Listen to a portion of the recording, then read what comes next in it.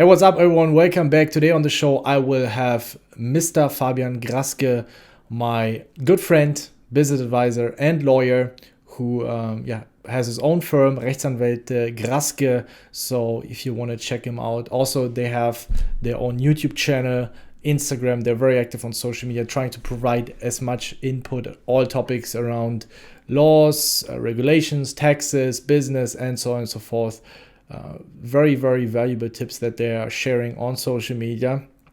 Also, they are very active in the poker community. As you might know, Mr. Graske is very active in our Discord community, answering a lot of questions, essentially for free, which in these days is not a standard for sure.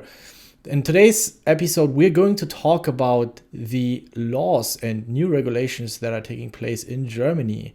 As you might have known, there are certain regulations such as a max table limit of 4 tables, as well as a deposit limit of $1,000 or euros per month. I'm not 100% sure.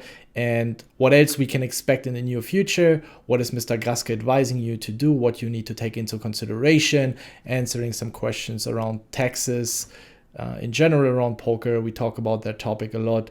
So I hope we cover as many questions as possible. Of course, we have been monitoring the last couple of months very closely, and then we decided if we gathered enough information, let's have a podcast together and share what we know. Of course, I try to see things from my perspective. Also, very important, he also has been playing poker for a very long time. He has been a professional poker player before he retired from poker and focused more on becoming a lawyer. So he has not only the knowledge when it comes to taxes and laws, but also he has the knowledge when it comes to poker, which is a very unique combination and unprecedented in these days. Most lawyers I've been working with were kind of clueless around poker, or let's say if I have a poker buddy who has some idea of laws, and taxes, was not as profound as a lawyer. So the perfect combination that we need right now to shed some light into the current situation that is happening in Germany. The podcast itself will be in German. The terms, or not only the terms, but the topic is not so easy to digest. So we decided let's make it in German. It mostly affects the German players. We might add English subtitles. So if you're a foreigner and you decide to move to Germany, that you will still get the most out of this episode as well. So I hope we cover all of your questions and concerns. If you have any other questions, then just drop it in the comments, and hopefully you're going to like and subscribe, and let's jump right into the episode.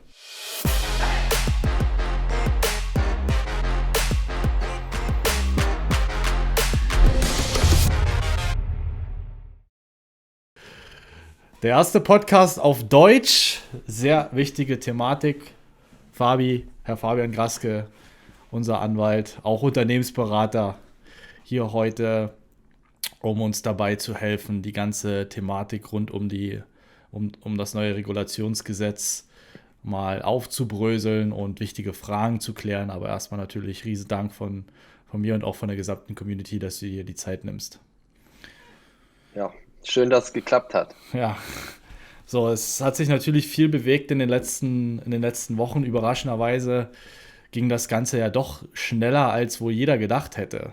Das ist auch so etwas, was mich gewundert hat. Normalerweise dauert ja, ehe da ein Vorschlag gemacht wird und Entwürfe und ehe das Ganze durchgewunken wird. Warum ging das Ganze dann doch auf einmal so schnell? Oder wie kann das dann so schnell vonstatten gehen? Der eigentliche Glücksspielstaatsvertrag tritt ja eigentlich erst im Juli 2021 in Kraft. Dazu muss man wissen, davor müssen die 16 Bundesländer in Deutschland diesen Vertrag, man sagt, ratifizieren. Man hat aber eine Übergangsregelung getroffen und die ist am 15.10. in Kraft getreten, und die Einschränkungen mussten viele Spieler auf einigen Seiten jetzt schon spüren. Okay. Und was wir jetzt eigentlich machen möchten, man kann hier stark rechtlich in die Tiefe gehen, aber im ersten Schritt ist für mich wichtig, die tatsächlichen Einschränkungen zu kennen. Wir haben in den letzten 2 Tagen insbesondere über Race to Edge Fragebogen rumgeschickt, die durch viele Spieler ausgefüllt wurden, wo ich im ersten Schritt jetzt erstmal herausfinden wollte, welche Einschränkungen gibt es denn eigentlich? Denn die Übergangsregelung sieht vor, dass es ein Einzahlungslimit gibt von 1.000 € monatlich, dass es einen Panik-Button gibt, dass man nur noch 4 Tische parallel spielen kann. Und ich Pro habe gesagt, Seite. bevor hier Pro Seite, korrekt? pro Mhm. Seite.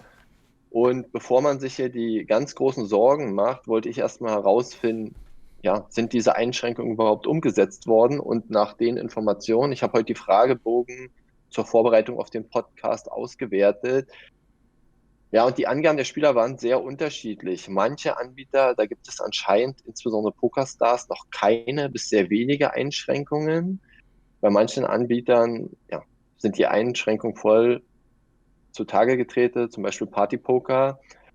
Seltsam ist, dass ich auch in Bezug auf PokerStars, aber auch in Bezug auf andere Pokeranbieter unterschiedliche Auskünfte von Spielern gehört habe. Das heißt, manche sagen, ich darf bei PokerStars unbeschränkt Tische spielen, unbeschränkt eincashen. Andere haben mir gesagt, das geht nicht. Und dafür wollen wir im Nachgang zur Aufnahme von dem Podcast auf unseren Seiten eine Übersicht erstellen, dass uns die Spieler tatsächlich mitteilen können, was geht nicht, damit jeder letztendlich einen Überblick hat. Ja.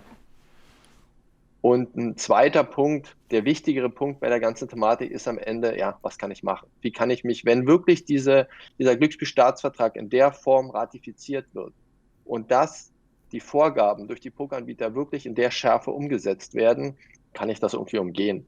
Darüber wollen wir in erster Linie sprechen heute. Genau. Es ist natürlich wichtig, dass man sich da immer im Rahmen des Legalen bewegt, auch wenn man da vielleicht hier und da sich in der Grauzone bewegt und das Risiko eingehen möchte. Wir sprechen dann später darüber auch im Sinne von, macht es Sinn, eventuell in ein anderes Land zu ziehen oder einen Zweitwohnsitz irgendwo anzumelden und dann aus Deutschland weiterzuspielen. Aber die Fragen werden wir sicherlich auch alle klären, mit welchen Risiken geht das einher.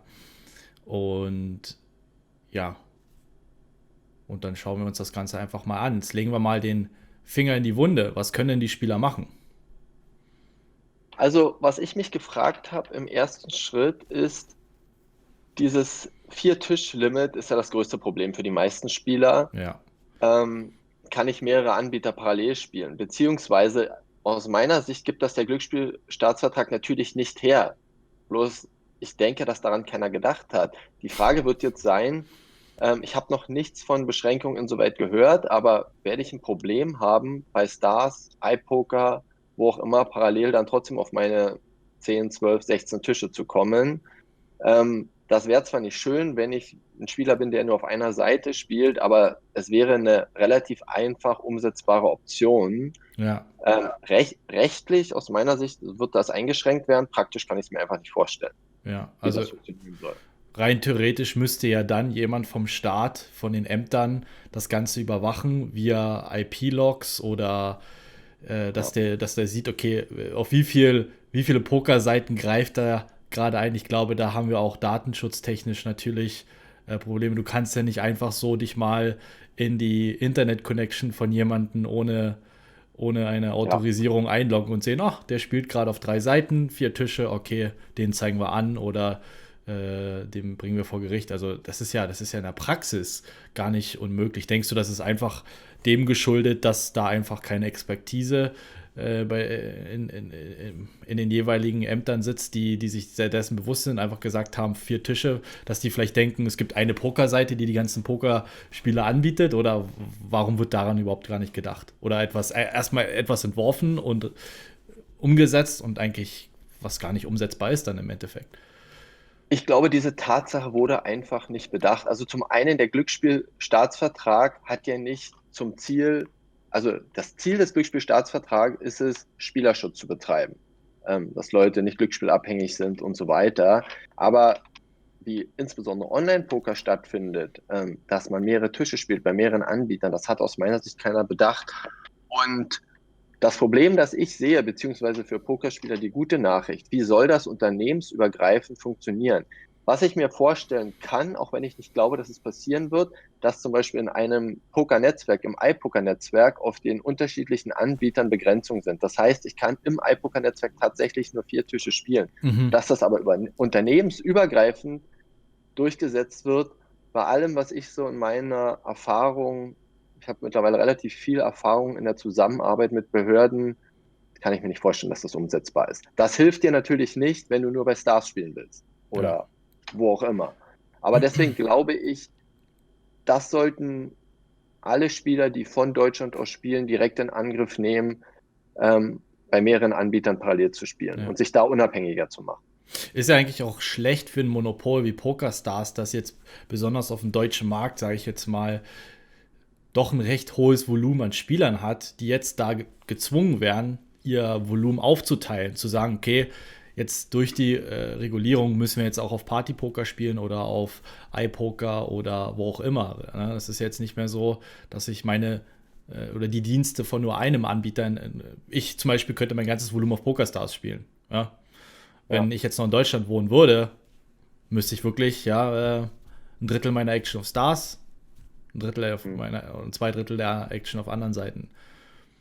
Ich kann nicht so richtig einschätzen, inwieweit dieser Glücksspielstaatsvertrag den Interessen der Pokeranbieter zuwiderläuft, weil was man praktisch sagen kann, was macht Stars? Stars gründet 4, 5 weitere Unternehmen, holt sich Lizenzen und gründet, ja, sozusagen vielleicht nicht mehr unter der Marke PokerStars, aber unter irgendeiner anderen Marke weitere Anbieter. Dann, also mein beziehungsweise mein Haupttenor, den ich den Spielern hier mitgeben will, wenn die jeweiligen Pokerseiten kein Interesse an diesem Glücksspielstaatsvertrag hat, werden die Einschränkungen nicht aufrechterhalten. Die werden Wege finden, das zu umgehen. Und deswegen bin ich hier weiterhin relativ entspannt und glaube nicht, dass das in Deutschland dazu führen wird, dass Online-Pokern, also zumindest professionelles Online-Poker, tot ist. Ja. Ich kann es mir einfach nicht vorstellen. Lass uns doch mal ganz kurz, bevor du dann vielleicht noch näher weiter darauf eingehen kannst, was die Spieler machen können, landesübergreifend, welche Möglichkeiten bestehen und welche Risiken. Wir müssen ja auch noch berücksichtigen, dass es ja sicherlich für ein Amt oder für den Staat jetzt für die meisten Spieler gar nicht interessant sind. Die spielen halt ein paar Euro-Turniere, haben hier und da mal vielleicht 50 Euro, ein Turniergewinn, mal ein paar 100 Euro, vielleicht mal einen großen Bink von mehreren tausend. Das ist ja aber gerade bei Steuergeschichten jetzt für die Finanzämter nicht so interessant. Die werden jetzt keine Hausdurchsuchung oder Anklage, wenn du da ein paar 100 Euro oder wegen ein paar tausend Euro. Und das ist ja der Großteil. So, wenn da jetzt der Lucky Ludwig aus Sachsen-Anhalt mal ein paar Turniere gewinnt im Jahr, ist mehr oder weniger Freizeitspieler, spielt jetzt nicht so professionell, oder All-In-Peter aus Schleswig-Holstein. Wie siehst du das Ganze für diese Mehrheit von Spielern, dass man sagt, okay, Jungs, ihr seid da weniger gefährdet, selbst wenn ihr da euch ein bisschen in der Grauzone bewegt, selbst wenn ihr dann 8 Tische, 12 Tische unternehmensübergreifend spielt, also auf mehreren Plattformen? Oder denkst du, ist das wirklich so, dass das Risiko gleich ist? Ich meine, dann natürlich auch für welche, die jetzt wirklich professionell Poker spielen, 15.000 Euro im Monat vielleicht gewinnen und riesen Buy-ins spielen. Da müssen wir ja sicherlich auch differenzieren. Ja, definitiv. Also ich sehe hier erstmal grundsätzlich viele Fragen zum Thema Poker in Deutschland. Da befinden wir uns in rechtlichen Grauzonen. Nicht, weil es nicht geregelt ist, sondern weil die Sachen auslegungsbedürftig sind. Aber das Ziel von rechtlichen Sanktionen, seien es strafrechtliche Sanktionen, das betrifft hier nicht die Spieler. Online-Poker ist, wenn man es streng nimmt, verboten in Deutschland, aber mir ist noch kein Fall bekannt, ich habe noch nie etwas gehört, dass dort jemand verfolgt wird. Der Strafrahmen ist doch äußerst gering. Das Problem ist, dass der Anbieter Sanktionen zu spüren bekommt, weil er bei Verstößen bis zu 500.000 Euro Geldstrafen zahlt. Das heißt, der Spieler an sich muss sich darüber aus meiner Sicht keine Gedanken machen. Der wird es aber spüren, wenn er praktisch nicht mehr spielen kann, beziehungsweise nicht mehr Plus e.V. spielen kann. Das ist das Problem. Okay. In dem Zusammenhang stellt sich natürlich immer die Frage, ich sage das in den Beratungen, wir beraten ja vor allem steuerlich mittlerweile relativ viele Pokerspieler. Deutschland ist absolut nicht das 1A-Land. Ja. Also wenn du professionell Poker spielst, kann ich Deutschland nicht so richtig empfehlen. Insbesondere, wenn ich mich gegenüber dem Finanzamt nicht erkläre. Davon muss man völlig abraten. Das heißt, an all die Spieler, die sowieso damit geliebäugelt haben, ins Ausland zu gehen, zum Beispiel nach Österreich, finde ich, ist das vielleicht so der letzte Schritt, das umzusetzen. Ähm, denn ich sage das in den Beratungen immer, je mehr Geld du in Deutschland verdienst und je höher deine Gewinne pro Jahr sind, desto unwahrscheinlicher ist, dass du steuerfrei spielst. Hm. Und da hast du in anderen Ländern ganz andere Möglichkeiten. Und deswegen ist und bleibt und wird Deutschland nicht das beste Land sein, um Poker zu spielen. Ja. Vielleicht kann ich das jetzt hier nochmal ein bisschen anschneiden, weil sich jetzt viele sicherlich die Frage stellen, okay, wie sieht das denn in anderen Ländern aus? Ich kann jetzt vielleicht mal meine eigene Erfahrung aus Österreich teilen. Das ist sicherlich, wo jeder individuell, es gibt halt keine offizielle Rechtsprechung, die besagt, Pokern ist steuerfrei oder ist steuerbar. Es gibt halt auch keine wirkliche Regulierung in Österreich.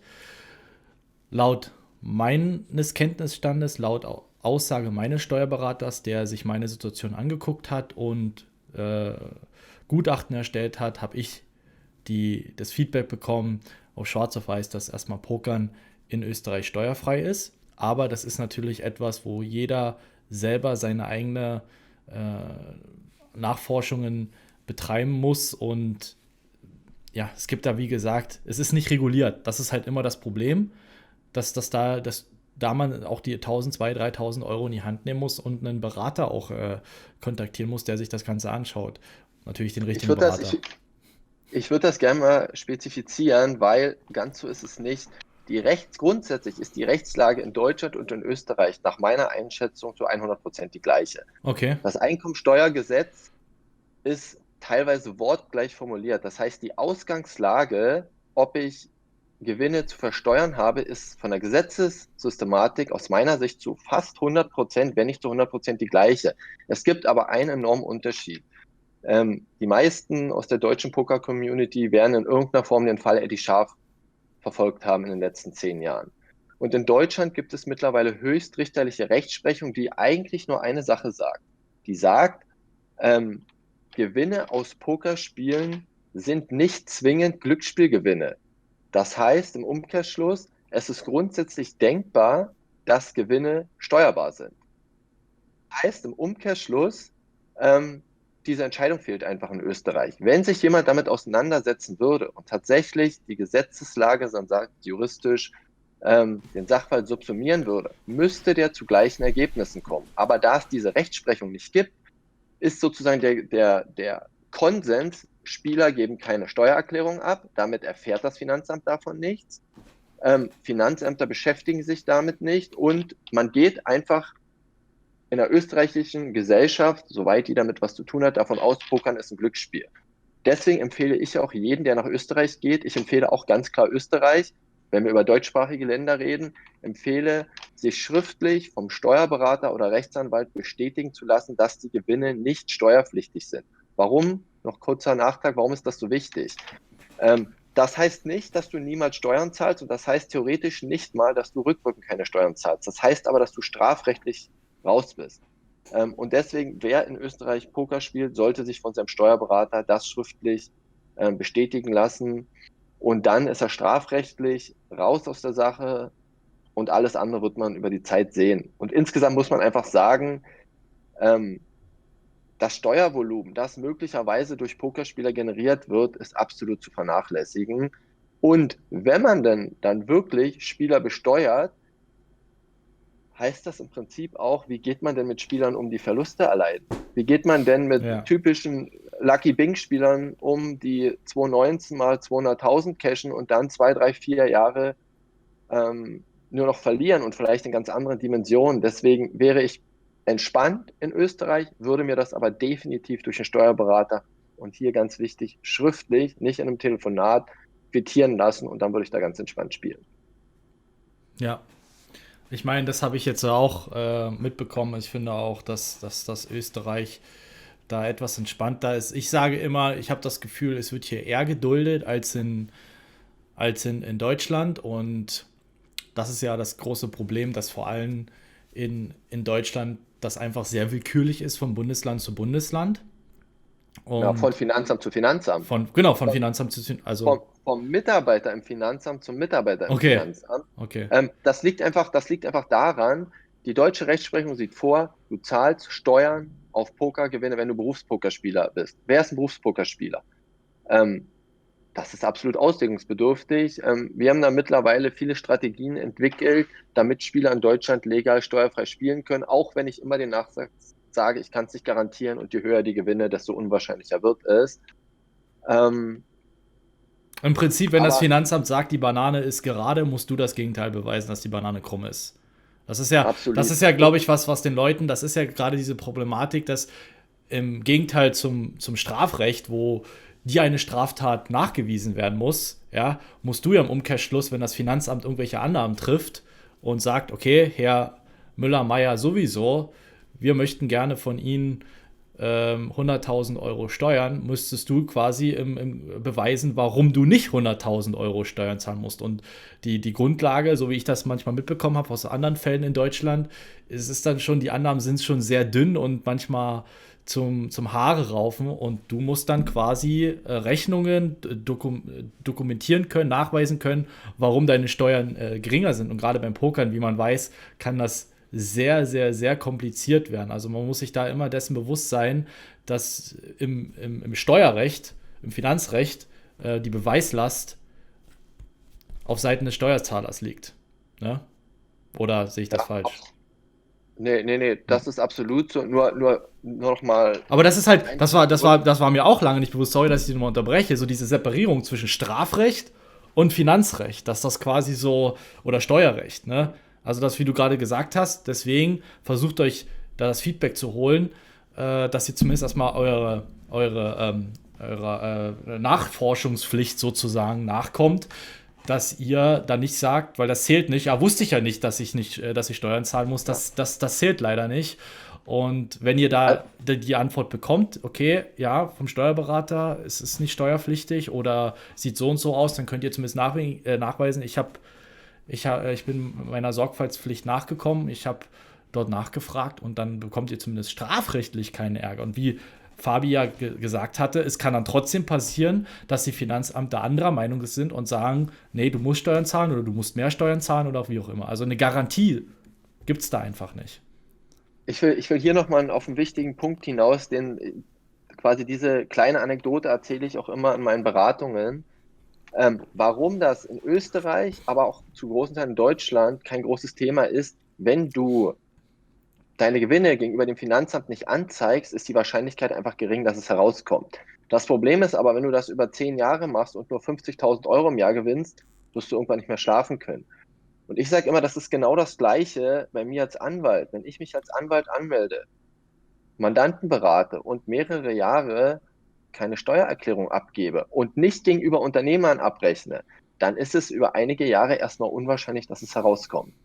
Deswegen, das ist ein ganz wichtiger Punkt. Und wenn du dich nicht gegenüber dem Finanzamt offenlegst, und das gilt aus meiner Sicht sogar für Österreich, besteht immer das Problem, dass wenn dir das Finanzamt einen Vorwurf macht, du im Vorsatz bist und damit die Sache auch strafrechtlich relevant ist. Deswegen in Deutschland kannst du bei den meisten Winning-Playern nicht begutachten, dass es nicht steuerpflichtig ist. Es gibt Ausnahmen, wo wir das auch machen, aber in Deutschland ist es ganz klar so, du musst dich offenlegen gegenüber dem Finanzamt. Ähm, Alles andere ist viel zu gefährlich. Und deswegen, wie du das auch gesagt hast, Steuerberater anschreiben, schriftliches Gutachten, für das du am Ende natürlich Geld bezahlst und spätestens dann bist du raus. Man kann ja keinen Vorsatz vorwerfen, wenn du 2.000, 3.000, 4.000 Euro für ein Gutachten bezahlst, dir der Experte sagt, nicht steuerpflichtig. Ähm, in Deutschland wirst du nicht mehr viele Anwälte finden und Steuerberater, die das machen. In Österreich findest du die noch. Ja. Naja, das ist ja doch Jetzt die ist, Problematik, die ich in meinem anderen Video erklärt hatte, das auch auf Englisch war, How to Deal with Lawyers and Accountants. ja, Da muss man halt ganz vorsichtig sein, auch im Umgang mit Beratern. Die versuchen natürlich immer die Haftung so ein Stück, der Haftung so ein Stück weit aus dem Weg zu gehen. Ne? Dann möchten die das gerne nicht per E-Mail dokumentieren oder halten sich sehr vage. Naja, Herr Meier, es kommt immer so ein bisschen darauf an und wollen sich dann nicht so explizit ausdrücken. Da müsst ihr ganz stark dahinterher sein, dass ihr da wirklich eine konkrete Aussage bekommt. Und wenn das nicht möglich zum, ist, ja, dann Zum Beispiel, wenn sowas drinsteht, grundsätzlich bist du nicht steuerpflichtig. Bringt ja gar nichts. Es kommt das Finanzamt zu einem anderen Ergebnis, wird dir das Finanzamt auch einen strafrechtlichen Vorwurf machen. Also da muss man sehr genau wissen, was man macht. In Österreich kann man da aufgrund dem, was ich erklärt habe, entspannter sein. In Deutschland kann ich davon nur abraten. Wer in Deutschland mehr als 20, 30, 40.000 Euro pro Jahr verdient und sich nicht offenlegt gegenüber den Finanzämtern, der geht Risiken ein, die, Ja. selbst wenn es nur ein 1%er ist, hat in aller Regel die Privatinsolvenz zur Folge. Wir sind jetzt ein bisschen abgeschweift. Ja, aber es ist ja trotzdem wichtig. Das ist ja auch im Rahmen dieser. Absolut. Nur sozusagen aus rechtlicher Perspektive, weil ich kriege ja immer wieder die Fragen, du hast es am Anfang auch beschrieben, die Jungs, die hier alle Poker spielen, machen sich jetzt so ein bisschen Sorgen aufgrund des neuen Glücksspielstaatsvertrags, mache ich mich strafbar, was auch immer. Das ist nicht so relevant, aber das steuerliche Thema ist ultra relevant. Ja. Und das war sozusagen der Grund zu sagen, wenn es in dein Lebenskonstrukt passt, macht ein Auswandern durchaus Sinn. Oder du zahlst in Deutschland im Zweifel Steuern. Und noch ganz. Deswegen ist. Sorry. Ja? Nee. Noch ganz wichtig. Ich schweife noch mal ein bisschen weiter ab, aber es ist halt, da schließt sich dann der Kreis auch. Die Bank spielt auch eine wesentliche Rolle. Ihr müsst mit der Bank kommunizieren und wenn ihr größere Beträge euch auscashen lässt, und das ist nicht nur eine einmalige Auszahlung, das habe ich auch schon oft erlebt bei Pokerfreunden, die sich immer hier und da mal wieder einen größeren Betrag haben auszahlen lassen und dann kommuniziert die Bank natürlich das zwecks Geldwäschegesetz mit den Behörden und sagt, hey, hier ist einer, der hat unregelmäßig höhere Beiträge sich auszahlen lassen, dann kommunizieren die das mit dem Finanzamt und dann stochern die nach. Das heißt, wenn ihr wirklich, selbst wenn es immer mal wieder, das ist ja immer so dieser, meiner Meinung nach ein Irrtum, dass man sagt, bleib einfach unter den 10.000, kann nichts passieren. Ja, aber wenn du 3.000, das Finanzamt ist ja nicht blöd. Und die haben ja auch einen gewissen Kontrollmechanismus oder bewachen das. Und wenn ihr da wirklich das vorhabt, kommuniziert das mit der Bank. Ich habe jetzt erst auch wieder im Rahmen von Raise Your Edge eine größere Transaktion vorgenommen. Ich habe die Bank angeschrieben, hey, ich habe die und die Summe, die ich gerne mir auszahlen lassen möchte. Was braucht ihr? Was wollt ihr? Ja, okay, wir bräuchten mal einfach wo kommt das her? Meistens erklärt man das. Es kann passieren, das ist ein Risiko natürlich, dass die Bank sagt, Poker wollen wir nichts damit zu tun haben. Das ist aber so ein bisschen Glückssache. Es gibt Banken, die wollen damit wirklich absolut nichts zu tun haben. Dann kann passieren, dass die euer Konto schließen. Aber es ist immer noch besser, als wenn die das Finanzamt kontaktieren, weil ihr nicht mit der Bank kommuniziert. Die schreiben euch nicht an, die fragen nicht, wo kommt das Geld her. Wenn die sehen, kommt Geld her, was sie nicht zuordnen können, weil da euer ursprüngliches Gehalt immer, weiß ich nicht, 3.000, 2.000, 1.500 Euro im Monat sind und bleibt da immer so in dem Rahmen, hier und da plus minus ein paar $100, nochmal 1.000, aber dann auf einmal anfängt pro Monat 2.000 mehr, 3.000 mehr im Monat und das über 6 Monate, dann ist das auch eine Art Red Flag. Und dann fangen die an, das mit der Finanzbehörde zu kommunizieren. Und dann kommt die Steuerbehörde auf euch zu und wollen wissen, wo kommt das Geld her. Und dann ist die Kacke am Dampfen. Das heißt, lieber gleich von Anfang an mit der Bank offen kommunizieren. Fragt den, sagt den, ja, ich habe die Beträge. Ihr müsst ja erstmal gar nicht sagen, dass das mit Poker zu tun hat. Ihr sagt, hier, ich habe die und die Transaktion, in der Höhe ist das problematisch. Kann ich mir das überweisen lassen? Selbst wenn es nur 3.000 sind, macht das. Und da seid ihr auf der sicheren Seite. Und wenn die nachfragen, okay, wo kommt das her, dann sagt das, habe ich beim Online-Glücksspiel gewonnen. Oder was auch immer. So. Und dann seid ihr da zumindest auf der sicheren Seite und braucht euch keine Gedanken machen. Das habe ich schon ganz, ganz oft erlebt bei Freunden von mir. Und dann, wenn du die Finanzbehörde an der Backe hast, dann wird das nicht so schön. Und dann hier möchte ich nochmal ja. Ich möchte nochmal einhaken, weil es ein ultra wichtiger Punkt ist. In jeder Beratung ist das Thema. Was ich jetzt sage, gilt erstmal für Deutschland. Ich werde immer gefragt, wie viel Geld darf ich denn auscashen? Das liest man in allen Foren, genau diese 10.000 Euro Grenze. Und ich sage immer, das ist völlig egal. Da wundern sich die Leute. Warum? Weil du kannst in Deutschland nicht Poker spielen, ohne deine Gewinne anzugeben, auf die richtige Art und Weise. Und wenn du deine Gewinne gegenüber dem Finanzamt angibst, dann hast du auch keine Probleme, wenn die Bank eine Meldung macht. Genau. Heißt im Umkehrschluss, dann ist egal, ja. Richtig. Heißt im Umkehrschluss, wenn ich mich mit der Bank verständige, kann über 100 andere Wege das Finanzamt auf mich zukommen. Selbst wenn ich ausschließe, dass die Bank meine Gewinne weitergibt, wenn das Finanzamt am Ende zu dem Ergebnis kommt, meine Gewinne sind zu versteuern, habe ich Steuerhinterziehung betrieben. Deswegen diesen Ansatz sozusagen will ich, dass all meine Mandanten und die Community zumindest die in Deutschland, diesen vergisst, ich will weniger auscashen, damit man mich nicht bemerkt, dann spiel bitte nicht in Deutschland. Das Ja. ist einfach zu risikovoll.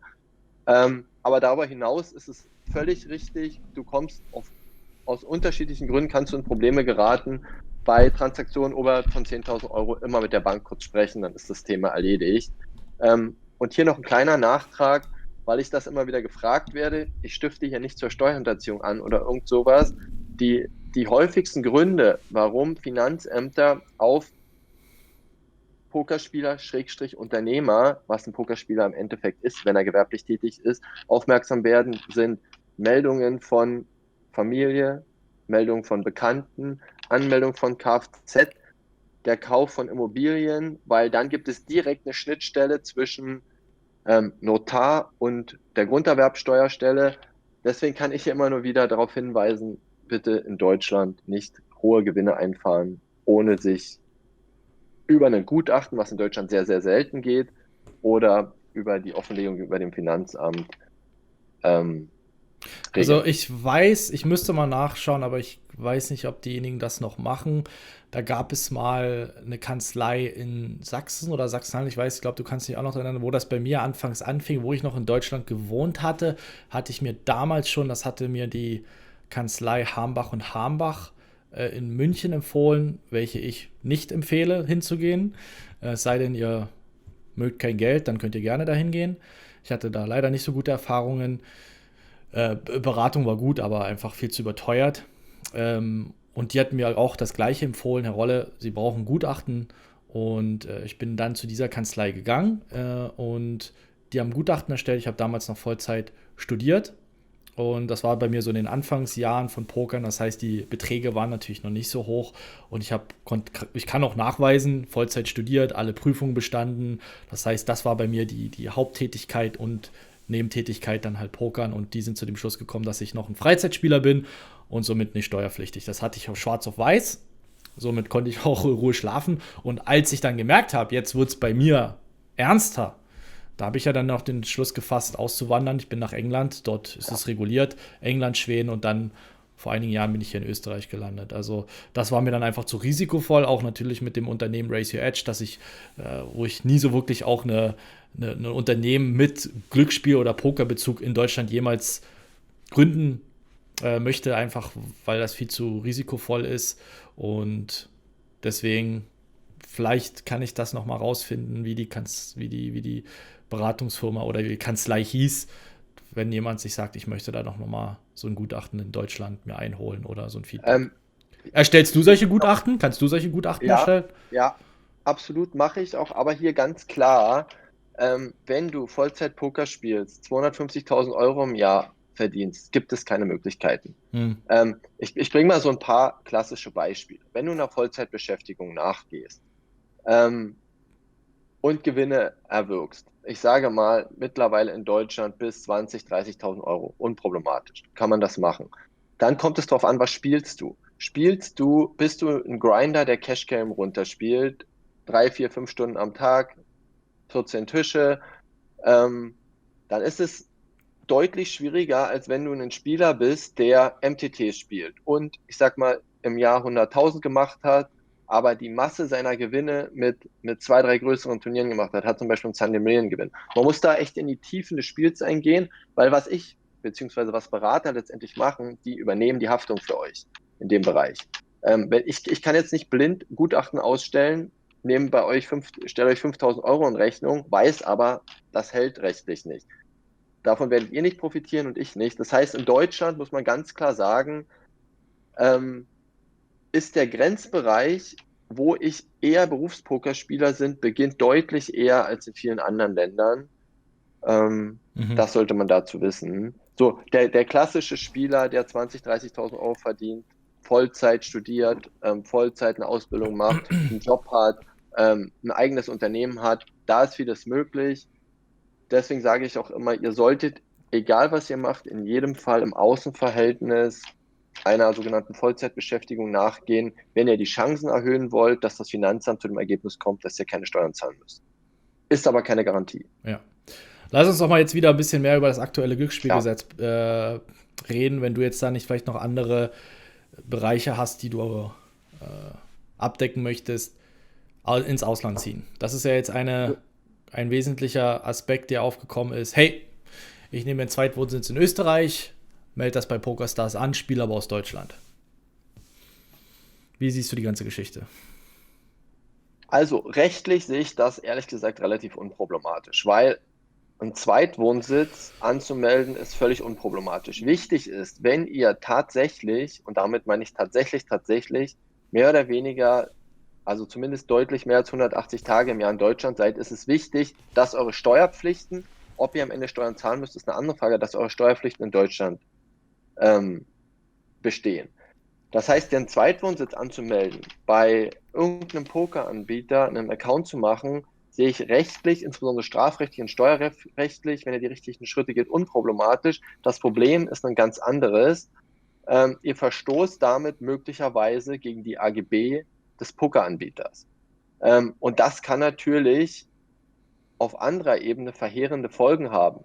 Verstoßt ihr gegen die AGB, was kann das zur Folge haben? Eure Bankroll wird eingefreezed, euer Account wird geschlossen, ihr werdet für immer oder für Jahre gesperrt. Meistens Lifetime.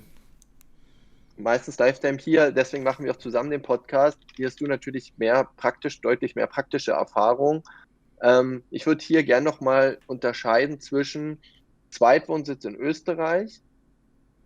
Zum Österreich steht natürlich nur als Beispiel, Zweitwohnsitz in Österreich und einen Account machen und möglicherweise auch Zweitwohnsitz in Österreich, aber über einen VPN spielen.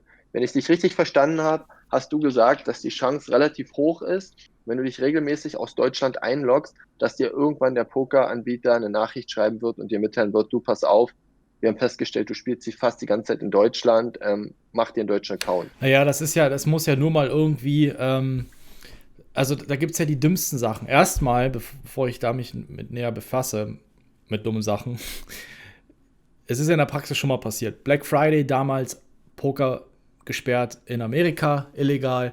Was haben viele amerikanische Grinder gemacht? Die sind nach Costa Rica, in Mexiko, sich irgendwo ein billiges Apartment gemietet, dort die Adresse registriert, das im PokerStars-Account eingetragen und sich dann gedacht, kann ich ja schön aus Amerika spielen mit VPN.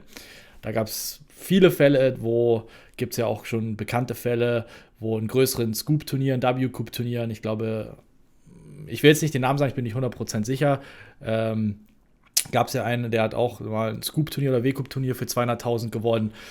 PokerStars hat nachgewiesen, der hat ich glaube sogar aus Kanada gespielt oder aus einem anderen Land. Hat aus Amerika gespielt, obwohl er in Kanada sich registriert hat und das ganze Geld eingezogen. Ne, das ist ja natürlich, gerade bei solchen Bings, die so selten passieren, dann hat man einmal das Glück und dann wird das Geld einbehalten. Also das ist ja der absolute Worst Case oder eure ganze Bankroll, ihr grindet euch über Jahre hoch. So, wie kann denn das passieren? Naja, ganz einfach. Es kann ja einfach mal passieren, dass während der Session irgendwie eure Subscription ausläuft. So, und der VPN sich ausloggt. Zack, aktuelle IP, Deutschland, boom. Oder irgendwie ein Fehler, ihr vergesst die Software zu starten oder irgendein Bug in der Software. Ja, das sind alles Sachen, das heißt, ihr verlasst euch darauf, dass diese Software reibungslos funktioniert. Das kann immer mal passieren, ist schon passiert. Oder ihr vergesst die einfach zu starten. Ihr fangt den Grind an, ihr müsst euch vorstellen, ihr habt 5 Jahre lang, 6 Jahre, 7 Jahre lang oder selbst wenn es nur ein Jahr ist, euch immer wieder PokerStars auf, los grinden. Das heißt, ihr müsst euch jetzt ein neues Pattern antrainieren, wo ihr erst den VPN starten, dann die Software. Das kann sehr, sehr, sehr, sehr verheerend sein, weil gerade wenn ihr mal ein bisschen in Eile seid, ihr kommt nach Hause, das Turnier fängt an, los, schnell anfangen, zack, oh fuck, ich habe vergessen, den VPN zu starten. Das ist, also, da gibt es so viele Sachen, so viele Geschichten, wie die Leute versucht haben, ganz gewieft dem zu umgehen. Plus, ich weiß jetzt nicht, ich kann das jetzt nicht mit fester Entschlossenheit sagen, aber ich kann mir auch vorstellen, dass da PokerStars vielleicht auch technische Möglichkeiten hat, anhand den IPs. Ja, das ist natürlich auch, ich hatte mal ein VPN genutzt im Rahmen von, wo war denn das, um Fußball zu gucken, weil ich ein Abo hatte, der hatte aber es nicht in Österreich übertragen, ich war mega enttäuscht. Und du kannst ja auch mehrere Städte, du kannst ja auch, dass die IP aus Frankfurt kommt oder aus Hamburg. Jetzt stell dir vor, heute Frankfurt, morgen Hamburg, den Tag danach Berlin. Also es gibt dann gewisse Möglichkeiten, dann sicherlich auch für die PokerStars-Seite zu sagen, nee, also das ist Ich meine, man weiß nie, welche Möglichkeiten PokerStars da hat, sich das Ganze genauer anzuschauen. Und es gab schon sehr, sehr, sehr viele Fälle, die Leute, also da rede ich nicht nur von einem Fall, das ist schon eher die Häufigkeit. Also ich würde absolut abraten davon, da mit VPN zu spielen. Ihr werdet mehr Schaden allein als. Und selbst wenn ihr Gewinne macht, selbst wenn es funktioniert, ihr werdet nie richtig schlafen können. So, oh, was ist, wenn die mich jetzt erwischen? Das ist kein geiles Gefühl. Das ist einfach nicht schön. Lasst es sein. Wenn ihr das wirklich sauber durchziehen wollt, dann zieht nach Österreich oder zieht in die Schweiz. Okay, Schweiz ist auch nicht ideal für Poker, aber irgendein anderes Land, wo es halbwegs reguliert ist oder halbwegs akzeptiert ist, dann habt ihr da auch keine Probleme. Hier nur noch mal zum Verständnis, damit man versteht, warum der Pokeranbieter im Zweifel da so stark durchgreifen wird, weil er zum Beispiel gegen den deutschen Glücksspielstaatsvertrag verstößt. Genau. Das heißt, der Pokeranbieter könnte ja auch einfach sagen, ja gut, dann macht ihr jetzt alle Accounts in Österreich, dazu braucht ihr keinen Wohnsitz anmelden. Das heißt, der Pokeranbieter wird sozusagen in Regress genommen, mehr oder weniger. Ich habe ja erst schon gesprochen, es sind Geldstrafen von 500.000 Euro pro Fall vorgesehen.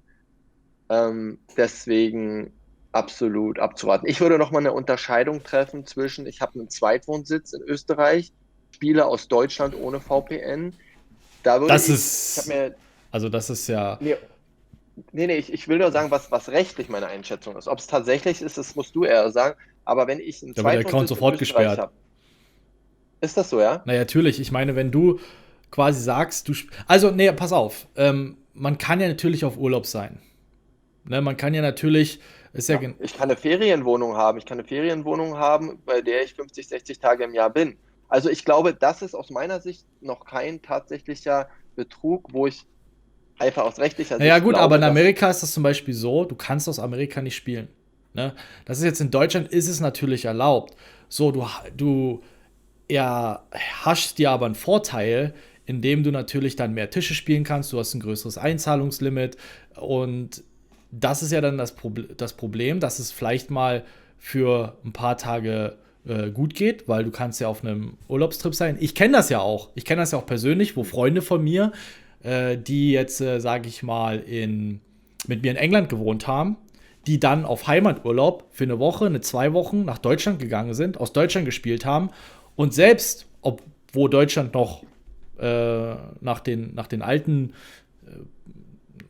Bedingungen operiert hat oder operiert wurde, hat dort selbst PokerStars die Leute kontaktiert, gesagt, hey, warte mal, du bist jetzt für längere Zeit in Deutschland, bitte überweise uns oder sende uns mal eine Adressnachweis in Deutschland zu. Das heißt, die wollen dann, oder wir sperren den Account für eine Weile.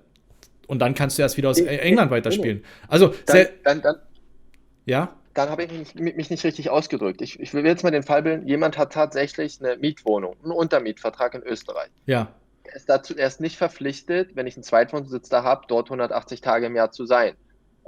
Und dann spiele ich, keine Ahnung, 300 Tage im Jahr aus Deutschland mit dem österreichischen Account. Dann würde ich davon ausgehen, aber das weiß ich praktisch nicht, dass mich genau wie du es sagst, der Pokeranbieter anschreibt und sagt, du schau mal, du spielst immer aus Deutschland, du hast doch einen österreichischen Account, schick mir mal einen Nachweis. Den Nachweis habe ich ja schon geschickt, sonst kann ich den Account dort nicht machen. Und dass die mich dann, das glaube ich, ohne es zu wissen, darauf hinweisen, pass auf, das funktioniert nicht, wir müssen deinen österreichischen Account schließen. Worauf ich hinaus will, spielst du mit einem VPN und es kommt raus, kannst du zu 100% sicher sein, dass dein Account geschlossen ist. Spielst du nicht über einen VPN, könnte ich mir vorstellen, dass du, sage ich mal, zumindest eine Warnung bekommst. Das wollte ich nur noch mal aufteilen, dass die... Ja, das glaube ich halt aktuell nicht. Gerade man muss sich auch vor dem Hintergrund mit dem ganzen GG-Poker-Skandal, das heißt, es ist zwar GG, also es gibt Seiten, wo es sicherlich strikter ist, die fackeln nicht lange, die sagen tschüss, Account, baba, das war's. Und ich glaube, dass jetzt die anderen Seiten da sich das so ein bisschen auch eventuell sich daran anpassen und viel strenger damit umgehen.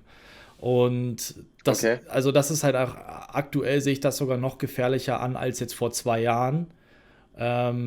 Wo jetzt, ja, das ist ja eins der heißesten Themen aktuell in der Pokerwelt, dass auf den Seiten halt Accounts gesperrt, Accounts gebannt werden für wesentlich geringere Vergehen, ja, und auch die Guthaben einbehalten werden. Ich sage jetzt nicht, dass das auf PokerStars passiert, aber es kann ja gut sein, naja gut, wir waren da in der Vergangenheit eigentlich relativ spendabel und ein bisschen rücksichtsvoller und einsichtiger, aber wenn die anderen Seiten das machen, drauf geschissen, wenn jemand gegen unsere AGBs verstößt, zack, Guthaben eingehalten, die anderen Seiten haben das eh schon so gemacht, dann machen wir das auch so. Also da muss man halt immer ein bisschen vorsichtig sein, wie so aktuell die Stimmung ist, und ich glaube, die Stimmung kippt da gerade aktuell ein bisschen so mehr in die Richtung, dass das eventuell strikter verfolgt wird. Und ich verstehe ja, was du meinst. Ich will nur sagen, dass das schon in der Vergangenheit passiert ist, dass Leute einen Wohnsitz in anderen Ländern hatten und einfach mal auf Heimaturlaub waren, sogar, also jetzt nicht unter dem Vorwand zu sagen,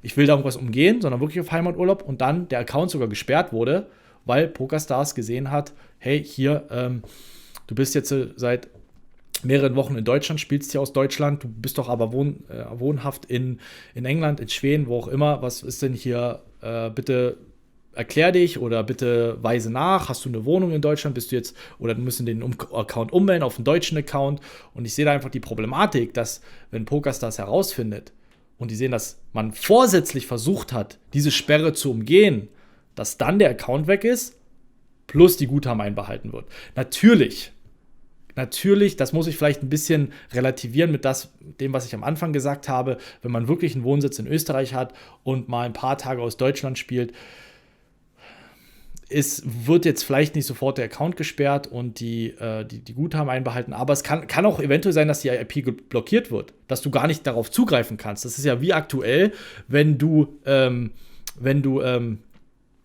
auf Winamax zugreifen möchtest. Geht nicht. Kannst ja aktuell. Die haben ja den deutschen Markt geschlossen. Ne? War Winamax, ne? So, es kann ja sein, für die alle einen ausländischen Account haben, dass sie aus Deutschland gar nicht zugreifen können. Also man muss das ist aber auch, das ist auch so ein bisschen mein Argument. Wenn ich nicht zugreifen kann, kann ich nicht zugreifen. Das ist ja alles in Ordnung. Und wenn ich zugreifen kann, aber wie gesagt, ohne Datenbasis, deswegen glaube ich, wenn ich mit einem echten Wohnsitz, den ich in Österreich habe, trotzdem aus Deutschland eine Weile spiele, könnte ich mir vorstellen, auch wenn ich nicht dazu anrate, dass das eine Weile gut geht und man eine Warnung bekommt und man sagt, pass auf, es geht nicht. Ich will nur darauf hinaus, VPN ist gar keine Lösung. Wohnsitz. Ja. Es sei denn, ihr macht das wirklich so, dass ihr ich meine, man könnte es so machen, dass man sagt, okay, ich verlagere meinen Wohnsitz nach Österreich und spiele dann wirklich, sage ich mal, einmal in der Woche vielleicht nach Deutschland, spiele mein ganzes Volumen, gehe wieder zurück nach Österreich. Man muss halt immer sich im Hinterkopf behalten, dass man seinen Hauptwohnsitz und seine Haupttätigkeiten, seinen Lebensmittelpunkt dann auch in Österreich hat. Ich glaube aber, was möglich sein kann, ist, dass wenn man einen ausländischen Account hat, einen österreichischen Account, wo du keine Restriktion hast, wo du mehr als 4 Tische spielen kannst, dass du dann nicht auf einmal nach Deutschland gehen kannst und aus Deutschland spielen kannst. Das heißt, es kann gut möglich sein, dass die IPs aus Deutschland dann gesperrt werden. Wenn du das versuchst zu umgehen, wenn du dann sagst, okay, ich gehe nach Deutschland, ich will weiterhin aus Deutschland spielen, mit einem VPN aus Österreich, um diese Sperre zu umgehen, das ist brandgefährlich. Weil wenn du da einen Fehler machst und den VPN vergisst anzuschalten und die sehen, du hast dich versucht, da aus Deutschland einzuloggen, dann kannst du oder du fängst eine Session an, der VPN fällt aus, du spielst, die sehen, du spielst aus Deutschland, dann bin ich mir relativ sicher, Bye-Bye-Account, Bye-Bye-Bankroll. Weil das ist dann vorsätzlich, weil PokerStars sperrt ja die IPs und das ist das Gefährliche. Vielleicht hätte ich da am Anfang noch mal ein bisschen näher drauf eingehen können. Also wenn da wirklich seitens PokerStars klare Regeln und klare Maßnahmen getroffen werden und ihr versucht, diese zu umgehen, würde ich wirklich nicht empfehlen. Auch nicht mit VPN. Letztendlich zusammenfassend kann man sagen, die Wohnsitzverlegung, die rechtliche Wohnsitzverlegung oder die Nutzung von einem VPN können wir aber nicht zu anraten. Nee. Also rechtlich wird man keine Probleme bekommen oder steuerlich. Das ist dann halt wirklich mit dem Anbieter, wo man dann Probleme bekommt. Richtig. Und dann also steuerlich natürlich, wenn du hier Steuern bezahlst. Und natürlich, ja, nee, ist richtig. Ja. Aber das ist regelbar. Die Sperrung vom Anbieter möglicherweise nicht. Ja, ganz ehrlich, ich würde jetzt noch 4 Wochen ein bisschen abwarten, mal schauen, was passiert. Dann am Ende, wie gesagt, wir machen eine Übersicht. Die wird heute angefangen. Einfach mal die Pokeranbieter anschreiben. Ist es möglich? Ist ja erstmal ein valider Schritt, sämtliche Pokeranbieter, die relevant sind, anzuschreiben, zu sagen, aufgrund der Änderung möchte ich mir einen Nebenwohnsitz in Österreich machen, werde aber den überwiegenden Teil des Jahres in Deutschland spielen, kann ich teilweise von hier spielen. Probieren kann man es, da wird sehr wahrscheinlich eine negative Antwort zurückkommen, aber probieren Ja. würde ich. Was man natürlich auch berücksichtigen muss, und das finde ich ja auch bei deiner Beratung immer so klasse, dass du sehr wirtschaftlich, sehr ökonomisch berätst. Und wir müssen natürlich jetzt auch mal uns im Hinterkopf behalten, dass jemand, der vielleicht NL10 grindet und ein paar hundert Euro im Jahr macht und jetzt wirklich sich überlegt, will ich auswandern, will ich umziehen, das ist natürlich auch ein gewisses Investment. Da finde ich so ein bisschen das Verhältnis, dass das aus dem Ruder läuft, Ja. weil das sind Tausende von Euro, die ihr in das investieren müsst, dann eventuell noch eine zusätzliche Beratung, wie das steuerlich aussieht in Österreich, ein riesen Zeitaufwand. Also da würde ich lieber noch ein bisschen warten, eventuell ein bisschen euch versuchen hoch zu grinden, dass sich das auch rentiert. Ja, also das ist natürlich ein Umzug, neue Wohnung, Provision, Kommission, Reisekosten, steuerliche Beratung, rechtliche Beratung in Österreich. Also das kann mal locker 10.000 sein und wenn ihr da ein paar hundert Euro macht, finde ich, das ist dem nicht so gerechtfertigt. Bleibt erstmal in Deutschland, man kann trotzdem noch gutes Geld da machen. Auch 4 Tische auf einer Seite, 4 Tische auf einer anderen Seite. Achtet ein bisschen mehr auf Qualität. Klar, sicherlich muss man sich da anpassen. Für jemand, der jetzt da 15.000, auch 1.000, 2.000 macht im Monat, ist das sicherlich etwas anderes, wo das wirklich schon ein fester Bestandteil des Einkommens ist oder vielleicht schon die Haupteinnahmequelle. Also da müsst ihr auch immer wirklich darauf achten, ist denn das überhaupt ökonomisch, ist das überhaupt wirtschaftlich gerechtfertigt, da jetzt diesen Schritt nach Österreich zu wagen? Das ist ein wichtigster Punkt. Wir reden jetzt die letzten 20 Minuten natürlich insbesondere über Leute, deren Existenzgrundlage Poker ist und die Genau. nicht 200, 300 Euro oder Dollar im Monat Die sind ja auch gar verdienen. nicht relevant für die Steuerbehörden. Also das ist ja, wie gesagt, Ja, aber ich sag mal, die Problematik dieser neuen Glücksspielverordnung ist nicht das Steuerrecht, ist, ich kann einfach nicht spielen. Ähm, wenn Steuern man, brauchst du ja, bis 9.400 Euro in Deutschland sowieso nicht zahlen pro Jahr. Und wer in dem Bereich ist, ja. hat Wer, damit wer, keine wer Probleme. Und freizeittechnisch einfach mal hier ein bisschen da ein bisschen zocken will, 2, 3, 4 Tische, für den ändert sich ja im Grunde genommen nichts. Für mal ein paar hundert Euro, selbst die richtig. 1.000 Euro Einzahlungslimit, ähm, hat sich ja im Prinzip nicht viel geändert. Am spannendsten, ich sag mal, für Leute, die wirklich professionell spielen und richtig Geld verdienen, sage ich mal, wird, wenn nicht der Familienstand hier verfestigt ist, der Umzug ja am Ende auch nicht die große Hürde sein. Aber aus meiner Sicht insbesondere die ganzen Spieler, die echten Beginner und die Spieler, die jetzt im Umbruch sind, ich sag mal auf Cashgame bezogen, die jetzt auf NL 100, 200 langsam hochkommen, da kommt jetzt einfach ein neuer Skill dazu. Früher war es Table Selection, jetzt ist es vielleicht Software Selection. Hm, Man muss sich da halt immer weiterentwickeln. ja, Ähm, Mein Skill von vor 10 Jahren wird heute nicht mehr reichen und so wird es immer bei dem Spiel sein. ja, Deswegen also ich würde mich einfach davon nicht unterkriegen lassen jetzt von dieser Regelung. Es wird Wege geben. denke ich Und auch. jetzt haben wir zwei beschrieben, die wir nicht gut finden. Ja. Und da muss man Hm. einfach den sauren Apfel beißen. Jetzt mögt ihr euch fragen, naja, aber Herr Graske, Herr Rolle, Herr Rolle, das ist immer so, wenn man mit Ben CB und Fabian G. Was können wir denn jetzt, was können wir denn jetzt hier machen? Was sind unsere Alternativen? Ja, das sind die Alternativen, Umzug, das Ganze anzumelden. Man muss sich halt überlegen, da gibt es jetzt nichts irgendwie, wo man irgendwelche Schlupflöcher hier und da finden kann. Es gibt sicherlich Ausnahmen. Wenn ihr einen speziellen Fall habt, dann muss man da auch dann den Weg gehen, da mal ein bisschen Geld in der Beratung zu investieren, um euren Fall individuell sich anzuschauen. Und ja. Hier vielleicht noch eine Ergänzung aus rechtlicher Sicht am Ende. Also nach allem, was ich bisher gelesen habe und was ich auch von anderen Juristen gelesen habe, die dazu Stellung bezogen haben, gehen eigentlich alle davon aus, dass diese Glücksspielverordnung gegen die Dienstleistungsfreiheit verstößt. Mhm. Das heißt, so richtig kann ich mir langfristig nicht vorstellen, dass der Glücksspielvertrag in der Form aufrechterhalten wird, wenn die anderen europäischen Länder da nicht mitziehen. Das heißt, dass ich davon ausgehe, dass ja, diese, diese strengen Maßstäbe, die hier gezogen wurden, mit dem Einzahlungslimit, aber insbesondere mit dem Multitablen, glaube ich, dass es realistisch ist, dass das gelockert wird. Wann? Keine Ahnung. Ja. Was ich glaube, was nicht gelockert wird und was man, wenn man ganz ehrlich ist, vielleicht auch nicht ganz falsch ist dieser Panik-Button. Und das ist insbesondere die automatische Spielsucht-Früherkennung vom Softwareanbieter, dass Leute halt nicht ihre Existenz Ja, aufs Spiel stellen. Natürlich, professionelle Spieler profitieren davon, der Pokeranbieter profitiert auch davon. Das ist aus meiner Sicht verhältnismäßig, das ist auch richtig. Das Multitablen ist es nicht. ja.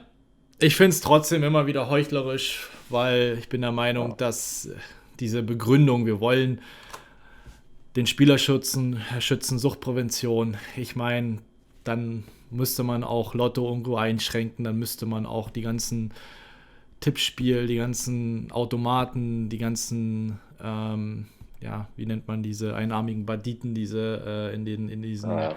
in diesen Glücksspielarenen. Also das ist halt einfach eine riesen, ja, ein Riesenwitz Das meiner ist immer Meinung die nach. Abwägung, das ist in der Gesellschaft immer die Abwägung zwischen Freiheit und Sicherheit. Ich bin immer für vollständige Freiheit. Viele andere sehen das anders, auch in der jetzigen Lage. Aber ja, Ja, nichtsdestotrotz glaube ich, dass das in der Form nicht rechtmäßig ist.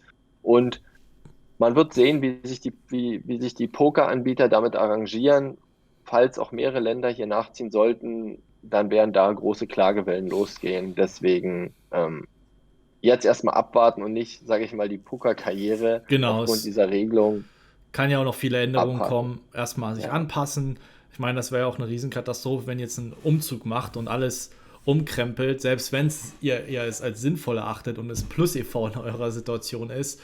Und in einem halben Jahr ist wieder back to normal, weil der, weil die EU den neuen Vertrag abschmettert. Also es ist ja schon in der Vergangenheit mehrmals passiert und ja. wie du gerade gesagt hast, wenn da die Dienstleistungsfreiheit eingeschränkt ist, dann ist das ja gar nicht so unwahrscheinlich. Also erstmal Beine Also stillhalten de und definitiv bis Juli 2021 würde ich jetzt keine überstürzten Umzüge empfehlen. Dann wissen wir erstmal, ob die Bundesländer den Vertrag ratifiziert haben und oder ob hier Veränderungen, beziehungsweise das Ding ganz zurückgenommen wird es nicht werden, aber bis dahin würde ich erstmal abwarten und macht ein bisschen mehr Theorie. Man genau, kann die Zeit immer sinnvoll nutzen. Ist halt so. glaube ich auch, ja. Gut. Ja, Hast du denn sonst noch etwas, was du gerne noch ansprechen möchtest, was wichtig wäre, deiner Meinung nach? nö, ich glaube, insbesondere durch den steuerlichen Exkurs, das sage ich immer wieder, tausendmal, bitte nicht in Deutschland hohe Gewinne erzielen und gar nichts machen. Ansonsten spielen, gewinnen Genau. und besser werden. Super, dann danke ich dir erstmal dafür, dass du dir Zeit genommen hast und an jeden, der da gerne noch mehr Informationen sich einholen möchte, Kanzlei Graske, wie war die Webseite nochmal? Kanzleigraske.de, Rechtsanwalts, Graske.net, ganz einfach wir werden jetzt, graske.net, genau. Auch, ihr habt auch genau, einen oder einfach, YouTube-Channel, ihr habt auch einen YouTube-Channel, wo du und deine Schwester, Frau Graske, Romy Graske, ihr auch viel Content veröffentlicht, auch Online-Poker, auch unternehmenstechnisch. Also wenn ihr mal da auch gerne euch mehr Infos einholen möchtet, ein paar Tipps einholen möchtet, zwecks Unternehmensgründung, Entrepreneurship, kann ich den Kanal auf jeden Fall wärmstens empfehlen.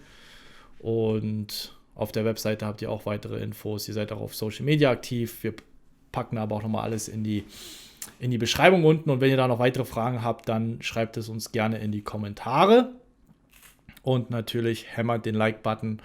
Und ich denke, wenn es weitere Infos gibt, die wir besprechen wollen oder mit euch teilen möchten, dann machen wir gerne mal einen anderen Podcast. Aber ich hoffe, das hat euch jetzt erstmal hier weitergeholfen. Und dann danke nochmal, ein Riesendank auch von der Community, dass du da so aktiv im Discord bist. Wer da noch nicht aktiv ist, wir haben einen Discord-Channel auch speziell für die Rechtslage in Deutschland, wo Herr Graske sich auch immer mal wieder die Zeit nimmt, Fragen zu beantworten. Nutzt da bitte auch gerne die Suchfunktion, dass da schaut, dass ihr Fragen nicht immer doppelt und dreifach antwortet, dass wir da auch effektiv und effizient arbeiten. Und dann würde ich sagen, das war's für heute. Fabi, Herr Graske, vielen Dank Ben, und bis vielen zum Dank. nächsten Mal. Wir sehen uns. Macht's gut, Leute. Ciao, ciao. So machen wir es. Ciao, ciao.